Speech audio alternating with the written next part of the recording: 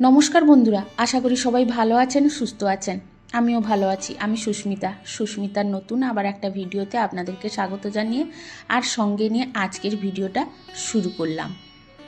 আসলে আপনাদের সঙ্গে আর ভিডিও শেয়ার করব না, এখন আর আসবো না এই ভেবেই কিন্তু অনেকটা দিন গ্যাপ দিয়ে দিয়েছি, কিন্তু শেষমেশ থাকতে পারলাম না আপনাদেরকে ছেড়ে। কারণ আপনাদের এত সুন্দর সুন্দর কমেন্ট পড়ার পরে আর কিন্তু থাকতে পারলাম না। আমার কয়েকজন বন্ধু ওরা এত সুন্দর কমেন্ট করেছে আমার ভিডিও না পেয়ে, তাই বাধ্য হয়ে আবার ফিরে এলাম। আসলে আমার মেয়ের মাধ্যমিক পরীক্ষা সামনে আছে, আপনারা অনেকেই জানেন। তো ওর ফোন দরকার হয় মাঝে মধ্যে, আমি যখনই ভিডিও করতে আসি বা ভিডিও করতে করতে অনেক সময় ওর দরকার হয়ে যায়। তো সেই জন্য না, একটা কাজ যখন করি তো মাঝে এসে যখন বিরক্ত করায় তখন বড্ড রাগ হয়। তাই কিন্তু রেগে মনে করি যে আর করব না ভিডিও, ওর পরীক্ষা শেষ হয়ে যাক তারপরে হয়তো করব। তাছাড়া আমার ভিডিওর যা অবস্থা, ভিডিও করতেও আর খুব একটা ভালো লাগে না। কিন্তু আমার মেয়ে এখন আবার বলছে ঠিক আছে, তুমি মাঝে মধ্যে একটা একটা দিয়ে চালিয়ে যাও, দেখা যাক না কি হয়। তো সেই জন্য আবার কিন্তু একটু একটু করে শুরু করলাম। আর সংসারে কাজের তো আমাদের শেষ নেই। তাছাড়া এখন শীতের ছোটোবেলা, সারাদিন যে কি করে কেটে যায় সেটা একমাত্র আমরা যারা সংসারের কাজকর্ম করি তারাই জানি। তো যাই হোক, সকালবেলায় মাছ বিক্রি করতে এসেছিল, মাছটা নিয়ে কিন্তু কেটে নিলাম। তারপরে চান করে সমস্ত কাজ শেষ করে চলে এসেছি। এবার কিন্তু খাওয়া দাওয়ার পালা। আর কর্তামশাইকে দিয়ে দিচ্ছি এখানে একটু চিড়ে দই মাখিয়ে। আর এইভাবে চিড়ে দই মাখিয়ে খেতে কে ভালোবাসে অবশ্যই আমাকে জানাবেন। আমি খেতে খুব একটা ভালোবাসি না, তবে মাঝে মধ্যে এইভাবে খেতে কিন্তু বেশ ভালোই লাগে। কর্তামশাইকে দিয়ে আমরা কিন্তু অফ ক্যামেরায় খেয়ে নিয়েছি। তারপরে চলে এলাম দুপুরের রান্না করব। তো আজকে আপনাদের সঙ্গে চিংড়ি মাছের দুটো দুর্দান্ত টেস্টি রেসিপি শেয়ার করব। মানে ওই তরকারি দিয়েই কিন্তু এক থালা ভাত খাওয়া হয়ে যাবে, অন্য কোনো তরকারি লাগবে না। তো এই যে আমি কিন্তু আলুর খোসা ছাড়িয়ে আলুকে গ্রেট করে নিচ্ছি। আলুকে এইভাবে গ্রেট করে নিতে হবে। আর চিংড়ি মাছ অনুযায়ী যে যার মতো করে কিন্তু আলু দেবে, কম হতেও পারে আবার বেশিও হতে পারে। আলু যে যেভাবে পছন্দ করবে সে সেইভাবেই দিবে। আর আমি এখানে 500 চিংড়ি মাছ নিয়েছি। আর এই যে সাদা চিংড়ি, এই চিংড়ি মাছের খোসা ভালো করে ছাড়িয়ে ধুয়ে নুন মাখিয়ে নিয়েছি। আর মশলা বেটে রেখেছিলাম কাঁচা লঙ্কা, পেঁয়াজ, আদা, রসুন, তার মধ্যে দিয়ে দিলাম চিংড়ি মাছ। চিংড়ি মাছটাকে বেটে নেব। এই যে এতগুলো চিংড়ি মাছ, চিংড়ি মাছের খোসা বলতে একটুও থাকবে না, একদম খোসা ছাড়া চিংড়ি মাছ, একদম পরিষ্কার চিংড়ি মাছ আমি কিন্তু করে নিয়েছি। এইভাবে করে চিংড়ি মাছটাকে বেটে নেব। বন্ধুরা, এই তরকারিটা দারুণ টেস্টি হয়। আর বড়াগুলো যে করব সেগুলো কিন্তু খুব এতটাই টেস্টি হবে যে অন্য কিছু তরকারি লাগবেই না। তো বন্ধুরা, একবার অবশ্যই আপনারা ট্রাই করে দেখতে পারেন। আর হ্যাঁ বন্ধুরা, আজ থেকে আমি ভিডিও কিন্তু সন্ধে 6:30 থেকে 7টার মধ্যে দেব। যেদিনই দেব ভিডিও 7টার মধ্যেই দেব। তাছাড়া আমি আর সময় করে উঠতে পারছি না।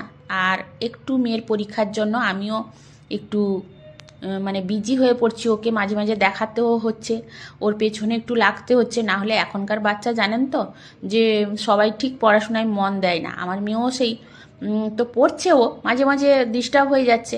আর তাছাড়া ফোন পেলে তো কথাই নেই। তো যাই হোক, এরপরে কিন্তু আমি সন্ধে 6:30 থেকে 7টার মধ্যে ভিডিও দেব। আশা করি আপনারা প্রত্যেকে আমার পাশে থাকবেন। তো এই যে মশলা দিয়ে দিলাম, পেঁয়াজ আর চিংড়ি মাছ বাটা হয়ে গেছে, ওর মধ্যে দিয়ে দিলাম লঙ্কা গুঁড়ো, হলুদ গুঁড়ো, লবণ, আর দিয়ে দিলাম একটু গরম মশলা, আর দিয়ে দিলাম কাশ্মীরি লঙ্কার গুঁড়ো। এই দিয়ে কিন্তু ভালো করে মাখিয়ে নিচ্ছি। হ্যাঁ, অবশ্যই তার সঙ্গে আলু যে গ্রেট করে রেখেছিলাম ওই আলুটাও দিয়ে দিচ্ছি।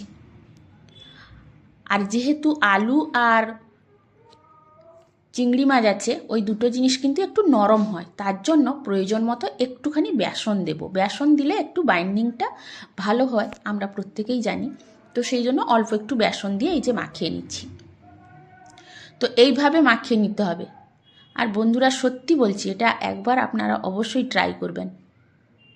তারপরে এই যে বড়ার মতো করে ভেজে নিচ্ছি। আর এতে ভাজতে কিন্তু খুব অল্প তেল লাগে। আর আমি সব সময় মাছ, যে কোনো মাছই করি না কেন, সর্ষের তেলে রান্না করি। মাছ সর্ষের তেলে রান্না না করলে কেমন যেন আষ্টে গন্ধ করে। তাই কিন্তু আমি সব সময় যে কোনো মাছ, মাংস, ডিম রান্না করি যখনই, আমি কিন্তু সর্ষের তেলেই রান্না করি। তো এই যে দেখুন বড়াগুলো আমি কিন্তু ভেজে নিচ্ছি। এমনি বড়াগুলোও খেতে দারুণ লাগে। আর আমি করছিলাম, করতে করতে আমিও একখানা দুখানা খেয়ে নিয়েছি, মেয়েও খেয়ে নিয়ে টিউশন গেছে। আর মেয়ে বলল যে আমার জন্য বড়া আগে তুলে রাখবে তুমি।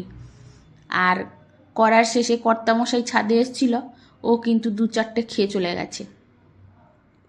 এই যে দেখুন, মানে পুরো যেন গোলাপ জামুনের মতো একদম দেখতে হয়েছে, আর খেতেও কিন্তু দারুণ লাগে।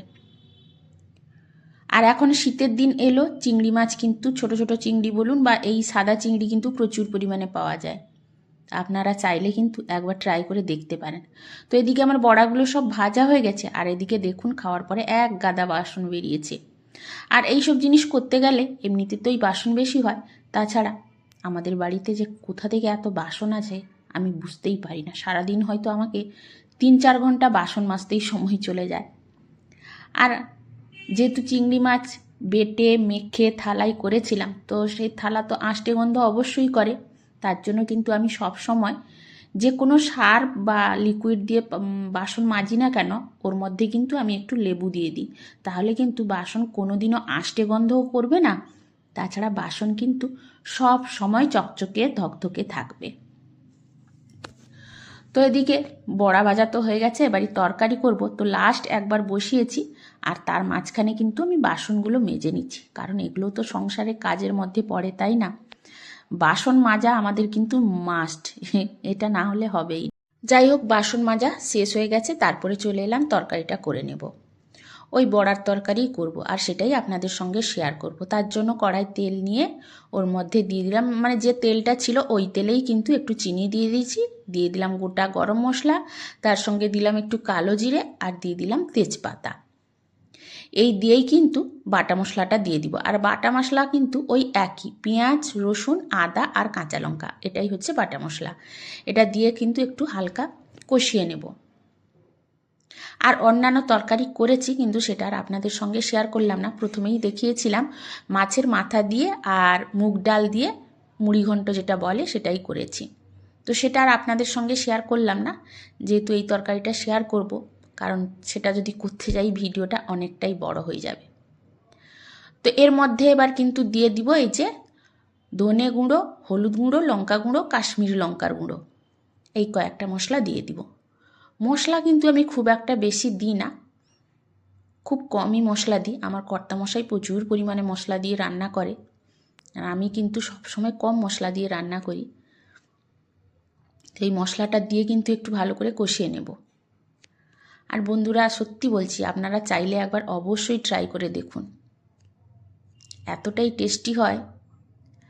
আর চিংড়ি মাছ মানে যারা খেতে ভালোবাসে তারা নিশ্চয়ই বুঝবে যে কতটাই টেস্টি হয়, তাই না? আমাদের বাড়িতে কিন্তু প্রত্যেকেই চিংড়ি মাছের প্রেমিক বলতে গেলে, মানে আমার কর্তামশাই বলুন, আমিই বলুন, চিংড়ি মাছ যদি বাজারে দেখতে পাই তো আগে কিন্তু চিংড়ি মাছ নিয়ে আসি। তবে এখন একটু কমিয়ে দিয়েছি, যেহেতু মেয়ের অ্যালার্জি আছে, তার জন্য একটু কমিয়ে দিয়েছি।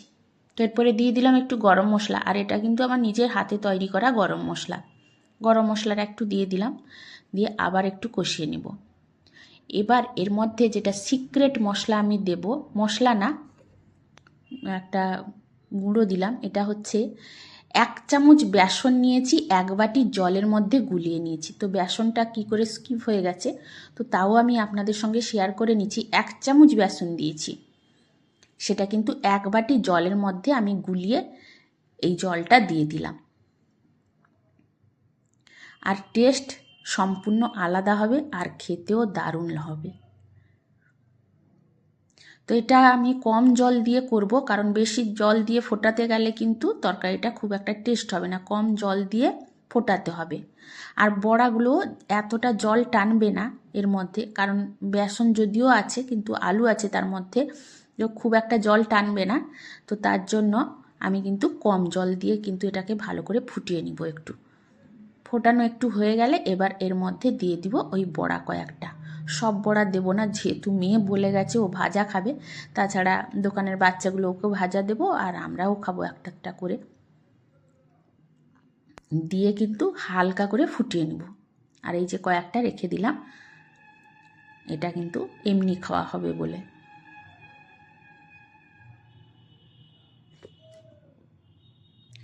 তো জানি না কারা এতক্ষণ আমার ভিডিওটি দেখছেন।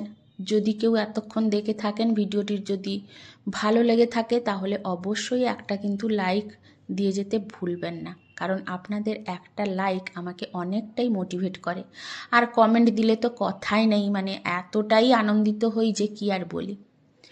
অবশ্য আমিও যাদের ভিডিও দেখি বা যাদের কাছে যাই অবশ্যই লাইক কমেন্ট দিয়ে আসি আর ফুল ওয়াচ করে আসি, কিন্তু আমার ভিডিওতে এতটাই ইমপ্রেশন কম, সেই জন্য মাঝে মাঝে কিন্তু মানে মোটিভেট হতেই তো পারি না, উল্টে আরও মন খুব খারাপ হয়ে যায়।